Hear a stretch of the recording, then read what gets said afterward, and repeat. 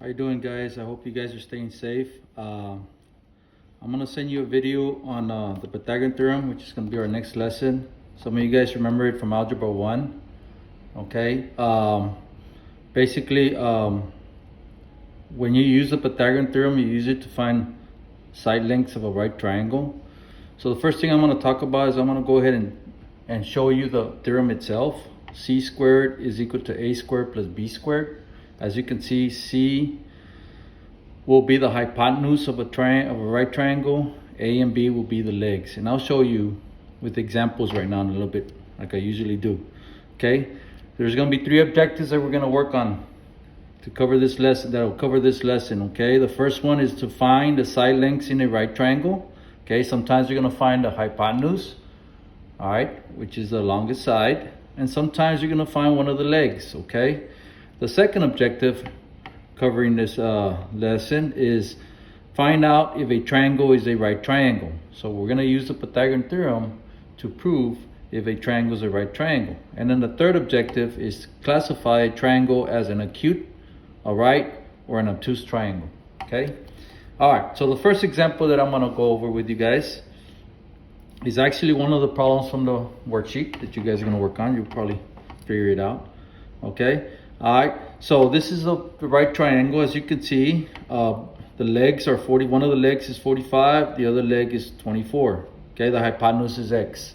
Okay, so what I'm going to do is, step number one is I'm going to go ahead and write down the Pythagorean Theorem. C squared is equal to A squared plus B squared. The next thing I'm going to do is I'm going to go over to the right triangle and I'm going to go ahead and label A, B, and C. All right. This is the system that I've always used, and you guys can use it. You guys are comfortable with your own way. All right, as far as labeling the A, B, and C is up to you.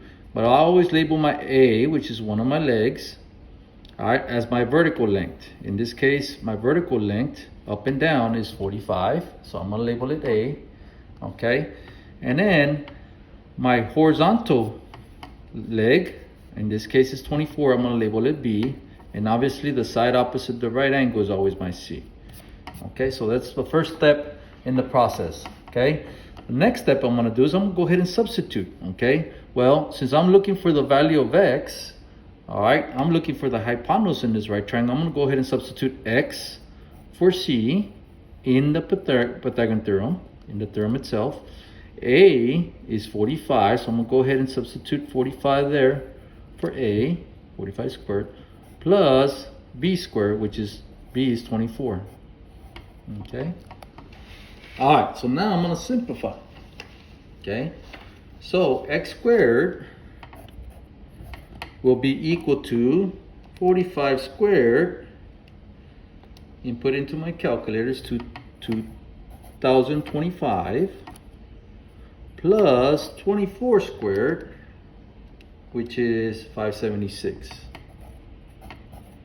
All right, I'm going to go ahead and add those two.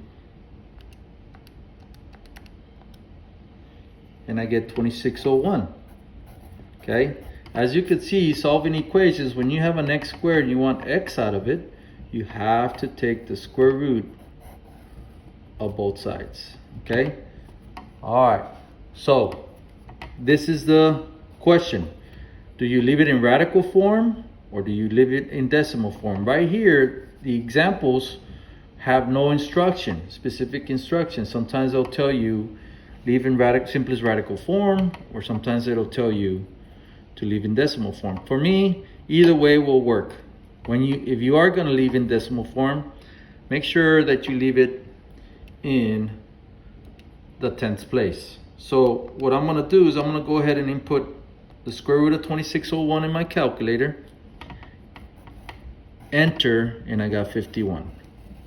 Okay, box it in, and there's my example 1. Okay, and again, we use the Pythagorean theorem to find the hypotenuse in this triangle. Okay, so let me go over another example.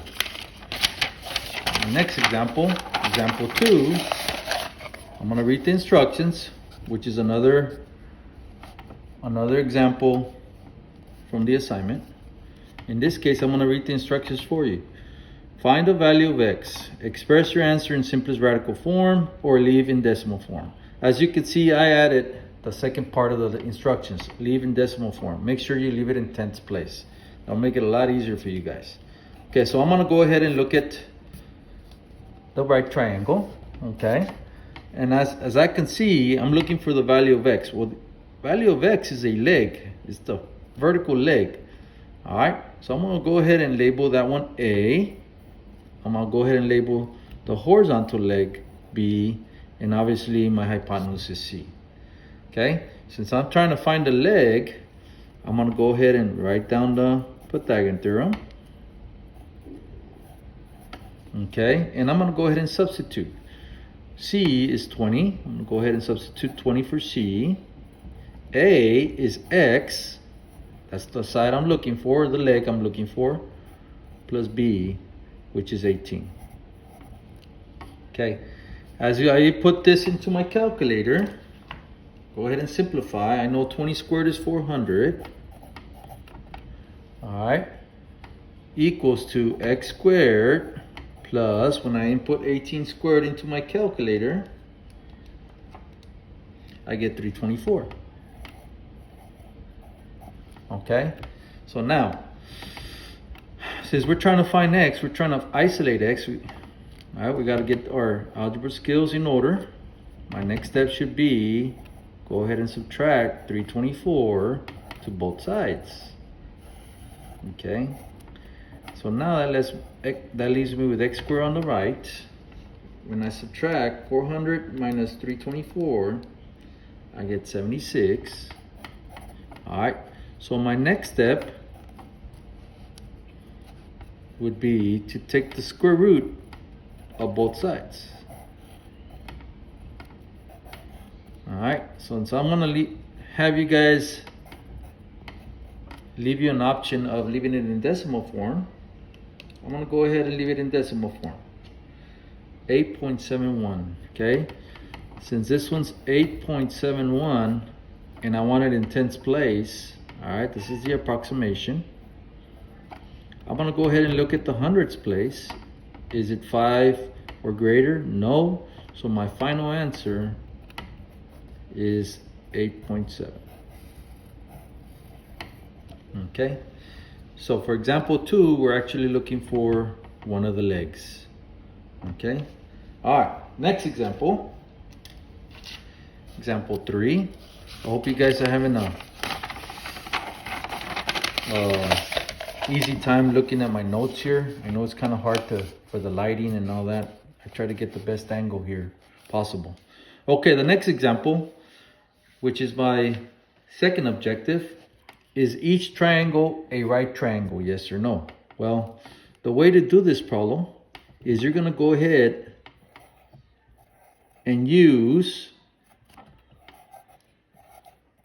the Pythagorean theorem. Okay? All right, if the Pythagorean theorem works,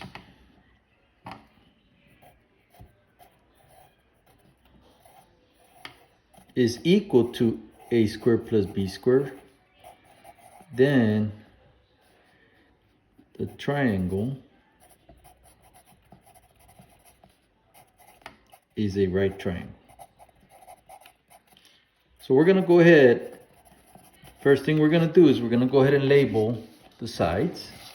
Okay, as you can see, you know, the only thing that you do know is you're going to go ahead and label the C as the longest side. Okay, that's the one known that I do know.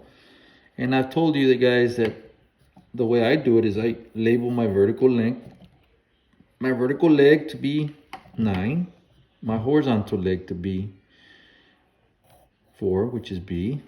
Vertical length 9 is A, horizontal length B, which is 4. So what I'm going to do is I'm going to go ahead and substitute. Okay, is 11 squared, and as I can see, I want to leave an open box here because I don't know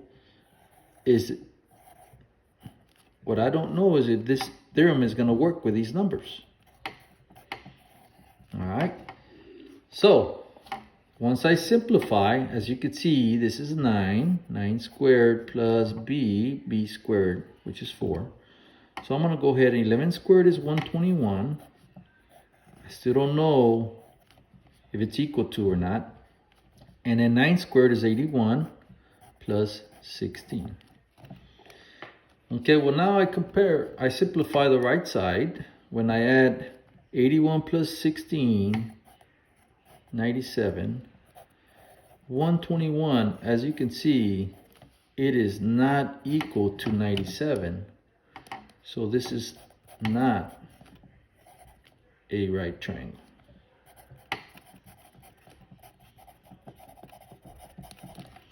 So that will be your answer for this example.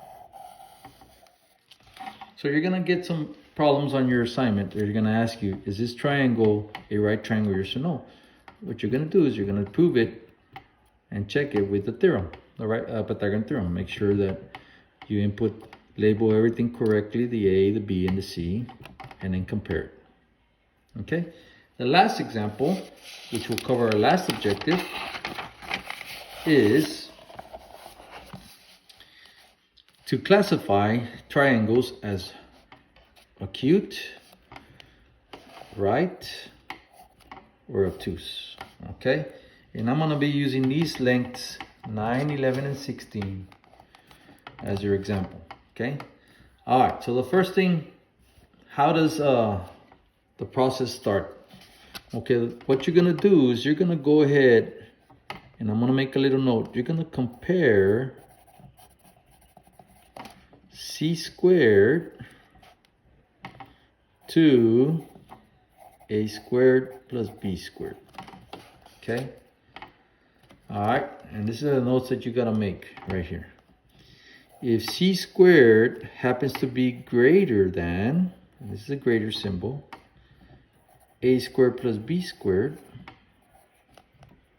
sorry for the handwriting, then you have an obtuse triangle. Okay. Now, if c squared is less than a squared plus b squared, then you have an acute triangle. And then last but not least, if c squared is equal to a squared plus b squared, then you have a right triangle. Very simple, guys. Okay, so now, since I'm using 9, 11, and 16 as my lengths, I'm going to go ahead and label my C first, since I know it's the longest side. A and B can be my legs. Either way, you can interchange A and B. It doesn't matter. Okay, so what I'm going to do is I'm going to go ahead and compare. And I'm going to leave an open box here.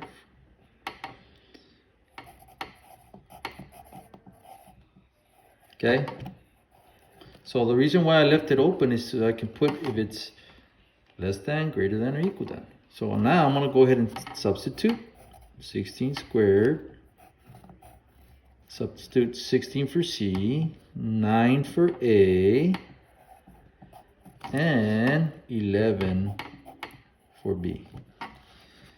Okay, so now 16 squared, you put into your calculator, you get 256. How does it compare to 9 squared is 81 plus 11 squared is 121? Okay, so 121 plus 81 is 202. Okay, so obviously 256, which happened to be c squared, obviously is greater than 202. So I have these lengths are the lengths of an obtuse triangle. locks it in. Okay guys, those are 4 examples. I hope the video helped. Again, let me know if you have any questions through Google Classroom, and make sure you stay safe. Thank you.